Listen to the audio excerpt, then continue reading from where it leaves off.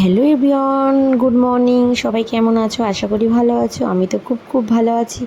বাড়িতে প্যান্ডেল কেন সেটা ভাবছো? অবশ্যই সেটার জন্য আমার ফুল ভিডিওটা দেখতে হবে। আসছে এই দেখো, আমাদের ননদ, আমার দিদির মেয়ে সব ম্যাগি খাচ্ছে, টিফিন করছে। ঘর দুয়ার গুছানো হয়ে গেছে, কমপ্লিট হয়ে গেছে কাজ বাজ। আমাদের সোনামাকে সকালবেলা পরিষ্কার করাচ্ছে ওর মা। এই দেখো জিভ বার করে আমি ভিডিও করছি বলে আমার দিকে তাকিয়ে কী বলার চেষ্টা করছে। ও এখনও সেরকমভাবে কথা শেখেনি।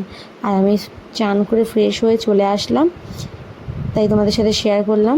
এই যে তাই বগর বগর করছি তোমাদের সাথে।